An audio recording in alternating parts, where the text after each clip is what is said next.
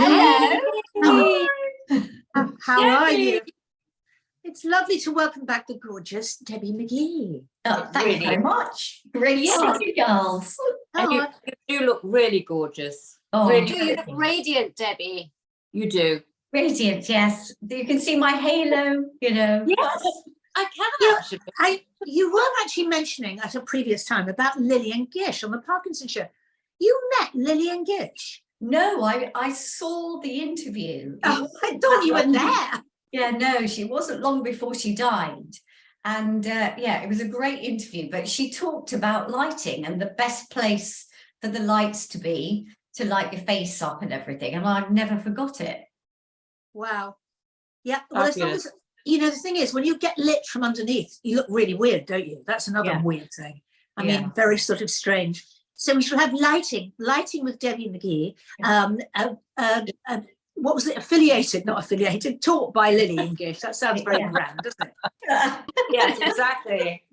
Well, you know, I'm no expert and need help, because when you're doing these, and some days the room I'm in now is much brighter than it is today because it's a bit grey outside and you need the lights closer, or sometimes you need them higher. You know, it's all, isn't it? That's why lighting guys, you know, have so much knowledge. Yes, I once heard that was it Demi Moore used to light candles in her scenes because it makes her eyes flicker. I don't know if that's true or not, but she always looks, or used to look, oh yeah, amazing films, so beautiful, and her eyes did flicker, gorgeous. And Marilyn Monroe always used to have, she used to have two brutes. That's what they call the biggest lights of all. Two brutes always on her, so she was always there. I think what it's difficult for us when we're doing Zoom is that we're not used to lighting ourselves, are we? We always have experts do it. So suddenly we're kind of, you know, all under one roof person, you know, which is really challenging, but very interesting. Now we've got to talk about your lipstick, Dee, because it's just too much not to talk about. Don't you agree? Yes. Now, it's gorgeous. It looks very sexy and very inviting. Thank you, darling. Not that I want to invite anyone, but... No, but you do, because I think we should invite, possibly, Ariane Poole to tell us about makeup tips for ladies of a certain age. Not that that applies to us. No. Yet. Hello there. How are you guys? Hello, darling. Hi. Hi, Ariane. So lovely to see you again. The others don't know you see, so I've got an advantage. They said, what should we ask Ariane? I said, nothing. She'll tell you everything. I know. She was, yes, very, very sort of secretive about you. Yes. So we're intrigued. Ariane, where do we start with ladies of a certain age? I mean, how will you help us with new makeup tips? I remember you told me something that I didn't know before about red lipsticks, which was so interesting, thinking that I couldn't wear them, but now I know I can. Yeah, it depends on the color of red. You need to go for a blue red because they make your teeth look whiter. And as we get older, even if we whiten our teeth, if we put a warm tone, which has got an orangey undertone, it will make our teeth look yellow. And even the whitest of white teeth will look like that. So we don't want that ever. So it's looking for a cooler tone. And you would think, oh, I'm not a cool tone person, but with a red lipstick, it doesn't matter. It really does make the lips look fabulous, and it makes your teeth look great as well. So yeah. Really interesting. Yeah.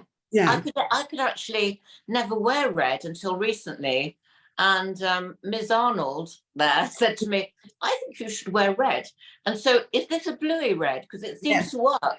it looks beautiful on you. It is. You can go for, there's lots of spectrums in the bluey red. So you can go for a one that is not as bluey as, because yours is not that bluey, which is good, because obviously with your skin tone, too blue would make you look tired and drained, but you want to get one that is not too corally, too orangey. And if you're someone who changes their color of the lipstick, which a lot of us do, you have to bear that in mind. So you have to maybe err on the side of maybe a bluer tone if you change them orangey. So it's a little bit of a minefield, but once you've got it sussed out, you know exactly what you're going for, and you're empowered when you go to those makeup counters. So it is really, really good. Now you might be looking at me thinking, oh, she looks a bit weird. Because I want to. You are weird. That's why. Well, that is true. Us being 14th of June Geminis, yes, you know. Yes, we are twins. Yeah, Are you? yeah. That's Us and what I Donald read. Trump. Yes, we're unique. We have another way of thinking, so it's always wonderful. But what I want to show you today is, you know, how we've learned how to do certain things with eyeliner that can make us look tired and sad. So I've done, this is the how not to do it, and I'll do the how to do it on this. So because I thought I can't demonstrate and take it all off, so I'll do one half one way and one half the other way. I'll look ridiculous at the end, but it will serve its purpose. And also, I've been really, I don't know if you've seen some of the YouTube videos, like you ladies are not doing any of that kind of thing, but a lot of people on the YouTube videos and things, they're putting their blush for our age group really high up, and they're putting the contour on the top of their cheekbone. And it is making them look weird, and it's not attractive. It is not flattering. It doesn't do what it's supposed to do. So I want to really dispel that kind of technique and just lay it to the ground now, because it doesn't flatter us at all. Okay, right. Well, over to you, Ariane. Ariane, I must introduce you to everybody first. So there's Dee, Natalie. Yeah. Hello. And the other Debbie McGee, the triple Ds we are, the triple Ds and an M. And so also Ariane's got the most fantastic makeup range. She really, really has. So after that, we'll talk about that, but she's got the most incredible concealers. If anybody watching wanted to get the discount code, they could get the discount code and get the Fantastic. discount Thank Can I ask one question about the blue-red lipstick? Yes. So when I go, say, into a store, what do I actually ask for? How can I tell if it's a bluey red? Okay, so you can go, say you're going to X makeup counter. I don't want to say anybody's makeup counter. Just say that you want a cool tone red, or a red with a blue undertone. Right. And that's all you have to ask them, and they will show you a selection of them. And you can even so easily compare them as well if you want to. So what you can do is take one that's more of an orangey red, put it on your hand, and then you put one that's a blue tone, and you can see the difference really, really quickly. When you put the reason why I did say this about the blue tone reds, I did a thing on GMTV with Lorraine Kelly many, many years ago. Lancome did this wonderful red look, and I did this girl in red eyeshadow, the blush, the lipstick. She looked dynamite. I mean, she looked so good until she got on camera and smiled, and I wish the earth would have swallowed me up. Point, because her teeth looked so nicotine stained, and they weren't. It was the choice of lipstick that I had put. It was all my fault, and I just kept on going like this, and she's going even more. Smiling, because when she didn't smile, she looked great. As soon as she smiled with her teeth showing, it was not so good. So that's what made me research that, because I hadn't realized what an impact your lip color has on your teeth. Too, you know. So does that mean colors like corals and slight oranges, does that mean they're sort of out? It depends on your skin tone, and it depends on your tooth color. I wear corally colors, and it doesn't make my teeth look really yellowy at all. If you're someone that has their teeth whitened, you can get away with those kind of corals, because you can get cool toned corals as well. People think that just because it's a coral color or a pink color, it's going to be warm or cool, but you can get a broad spectrum of lip colors, going from the warm tones right through to the cool tones. So if you are concerned that your teeth might look a little bit yellowish as we age, then you can say, I would like to have one with a cool or a blue undertone. And if you say that on the makeup counter, you'll be fine. Excellent. Right. Okay, Ariane, are you going to start with our eyes now? Okay, we'll start with the eye. So I've done this eye, and what I've done is I followed my eyeliner. Let me grab my pencil. I followed how a lot of women do their eyeliner. They go like this, they pull it, and they go along like that. I've smudged it to make it a little bit softer, and they follow their eyeline just along right to the end. And what that does is it brings the eye down, because as we age, even if we've had tweakments and things like that, we still don't want to emphasize any kind of drooping going on. As we age, gravity does take it take its toll. So we want to kind of avoid doing that. So what I suggest women do is, I'm going to see if I can do this without doing it with the mirror.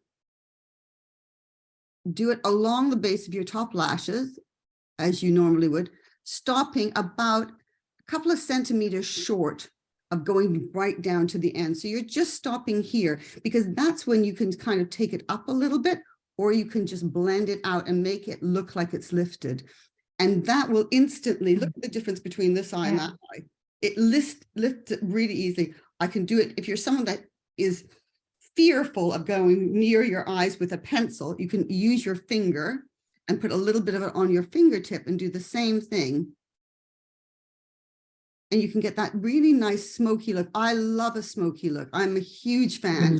And so I'm putting that along here, but again, I'm not going down here. So I'm not dragging my eye down. And this is my more droopy eye. So this eye looks way more droopy than this eye. So if you've had anything, you know, like I say, if you've had any treatments, or if you're someone that hasn't, this technique will hold for both types of people. So you don't have to worry about it. What you want to do is just stop it just before the end.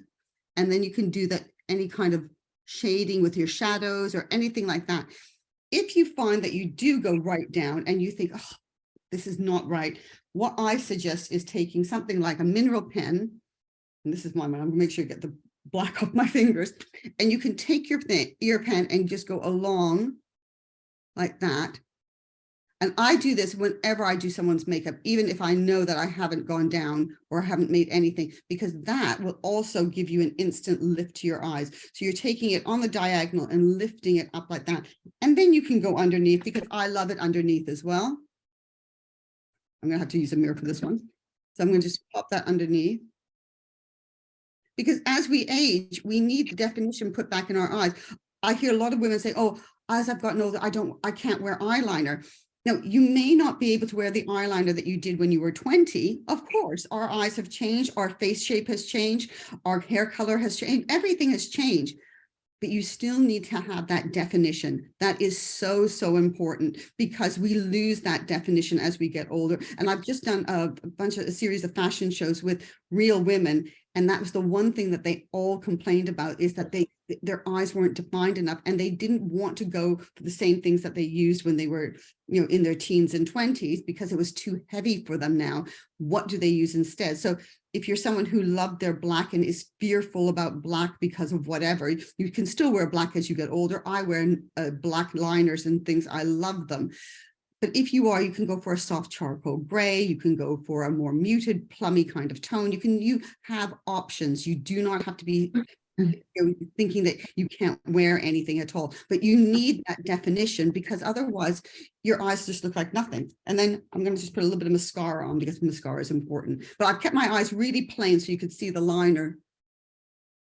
And also, if you're someone who finds that their eyes do tend to go down on the outer corners, then you can take a little bit of mascara more into the center to lift them. And obviously you could use an eyelash curler as well. So I'm going to just put that on. And I like a little bit of mascara on the bottom lashes. So I'm going to just put a dab on there.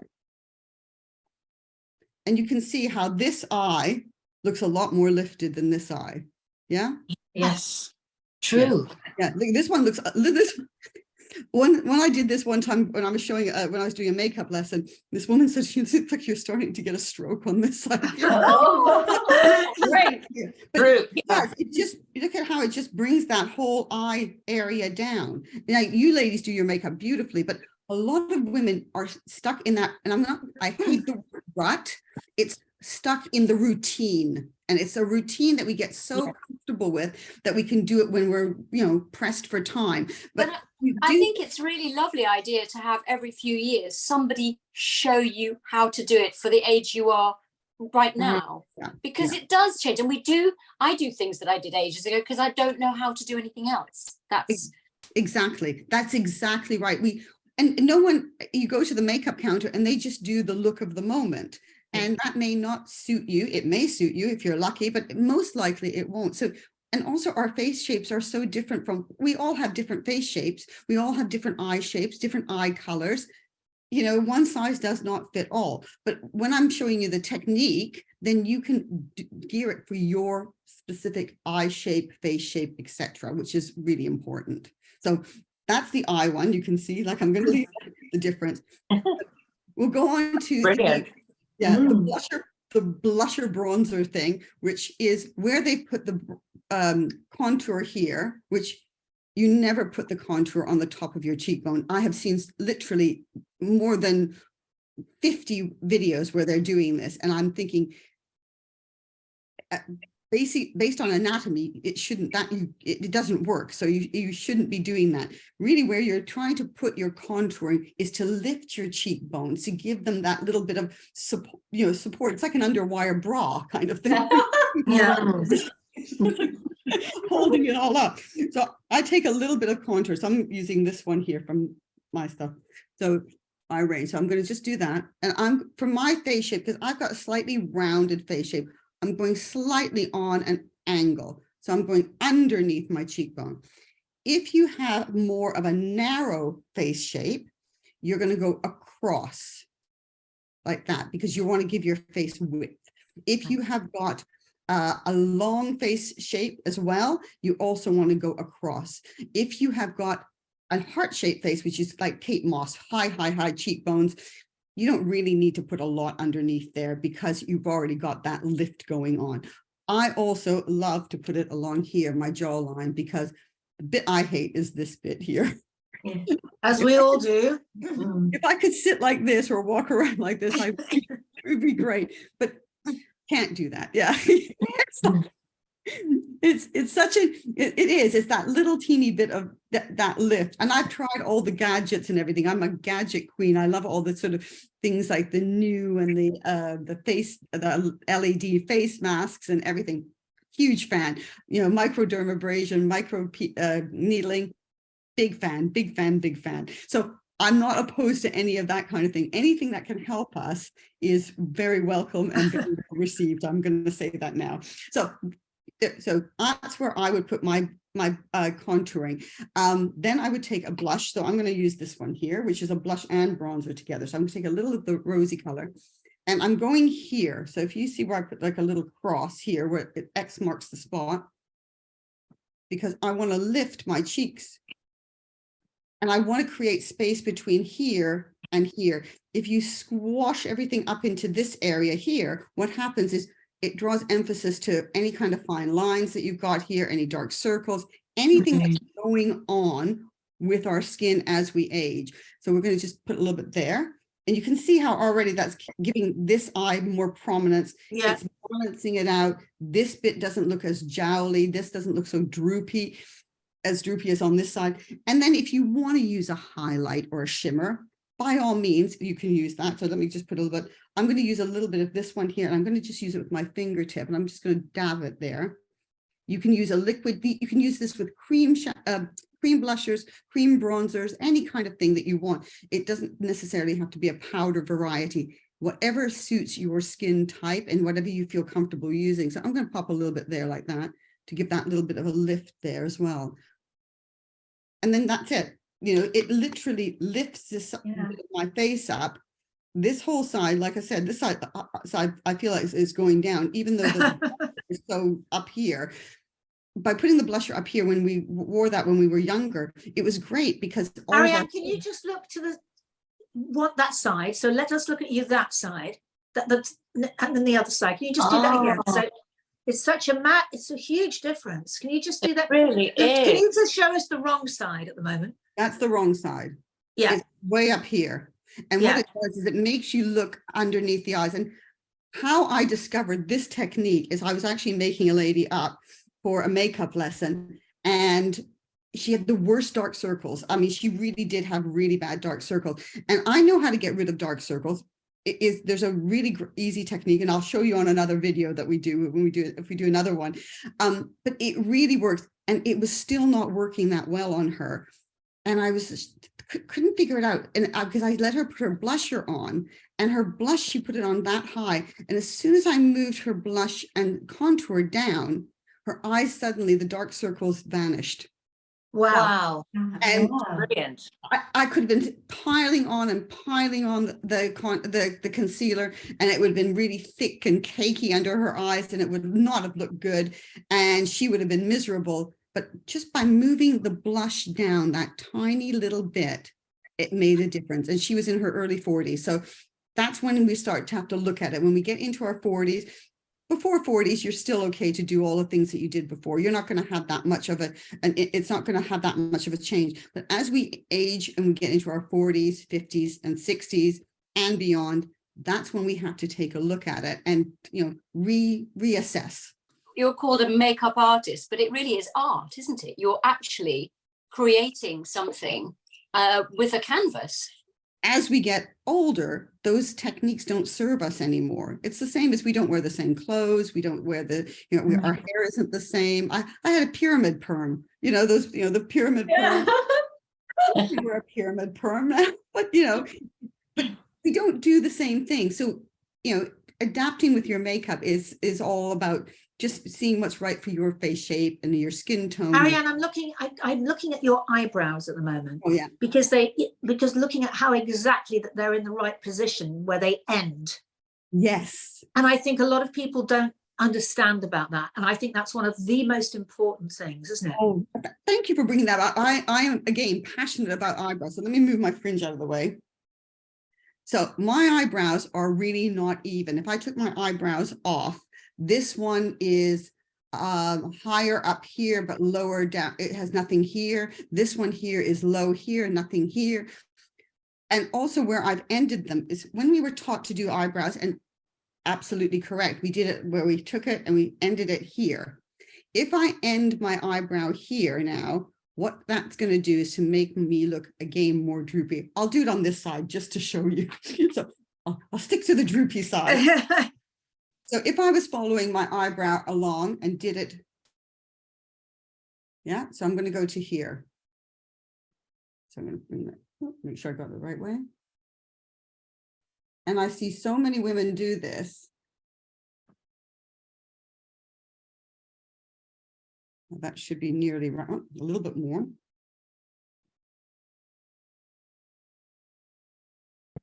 You see how that's just bringing everything down again? This is like double whammy.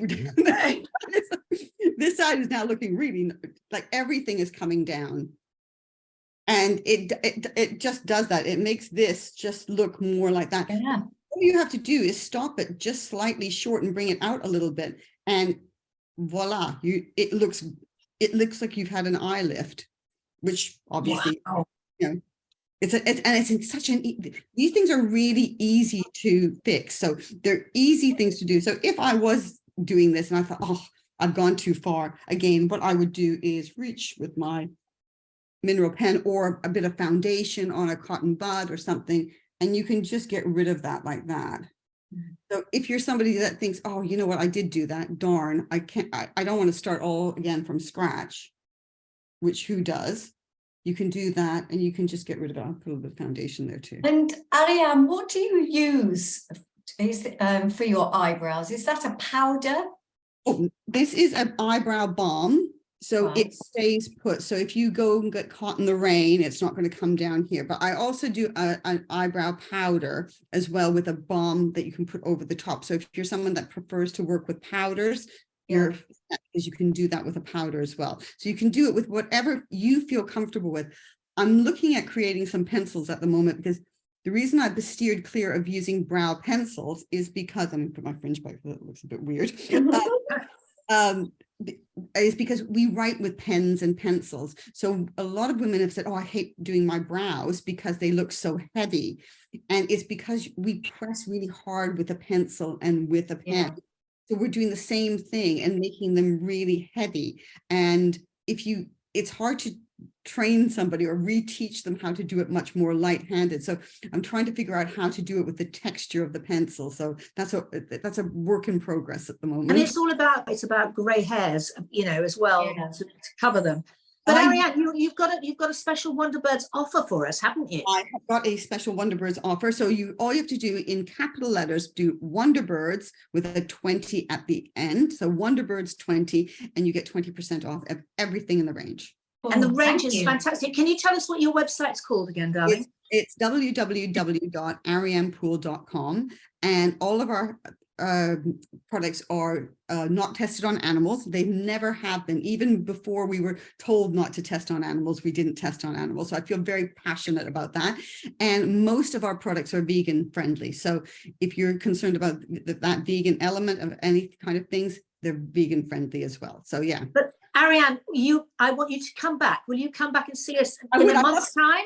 Yeah, we've got loads of questions to ask you. Absolutely. I love coming on your have, thing. Debbie. It's great. It's so great. And you guys always ask the best questions. Nice Thank meeting you all. you. Thank you. Bye. Yeah. That Oh my do you know, goodness. I went shopping a little bit with Debbie the other day, and I came out and I'd just been trying on some quite bright pink lipstick, and she looked at me and went, "Ooh, no." And I went, "Oh, She's don't very you like honest. it?" I thought it was a little bit sassy, and she went, "We could do better." Yes, honesty is where Debbie is, sadly. Yeah, Yes. that's it. At least you know you get the truth. Oh, but actually, Debbie McGee promised she'd get me a lipstick that she was wearing. I've that I got you love. some. I've got you some. I've ordered Oh. them. Yes, I have got you some. But you see, I use a coral all the time. And that one that I've ordered for you is coral in gold. Yeah. And I never Ooh. think I can ever wear red. Yes, you can. Sometimes you want to, and like particularly on Yes. stage. So I'm definitely going to go and see what I can get that's a blue toned red or a cool tone red. But Dee, Exactly. the red you've got on today actually Yes. is amazing. It Well, is. I It's just- we just so beautiful happen- colour. We just so Thank happen you. to have one. I'll let you have a play with Actually, it, Debbie, when I see you. yes, I was going to say, let's get Debbie one, because it's really a fabulous lipstick, and I've never been able to wear red in my life. Yeah. First time. Yeah, Lovely. because also I think that I find now, because I've always done a winged eyeliner, and one of my eyes has got a little wrinkle where the line goes over now, so I had to fill it in with black shadow. But my thing is keeping the eyeliner on. And when I've tried using the kohl pencils and things, it looks beautiful when I first put it on, and I can smudge it so it's not so hard. But, you know, a couple of hours later, I've got to redo it. And a couple of hours later, where if I use a liquid liner, most of the time it will, if I'm, you know, like today I've put it on, this will stay on till tonight. Yeah, I still prefer liquid liners. Yes, I've always had I that do. with Cole. Yeah. And I I've do. had Mine ends up my nose and everywhere. I can't do it. I mean, it's just they're always lopsided and up your nose, Natalie. well, I mean, it just goes everywhere. And just I'm pretty useless. Eyebrows, eyeliner is for your eyes, not your I know, nose. but I mix. But the blusher thing is really interesting, because I've got a heart-shaped face and it's quite full at the moment. But when I was younger and thinner, you know, I would often looked drawn, and people would always say, "Oh, you're not eating." But I was. It was just, if I was tired, I'd go, you know, sink in here at the cheeks. And so I was always trying to make my face look fatter. And if I, you know, and makeup artists in all the television companies would make my face look thinner. They all did the contouring and everything. And I go, no, don't do that. Put it wider.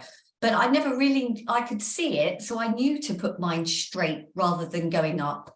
But I'd never heard it from a makeup artist. So that was really interesting to me, showing and about not going too high.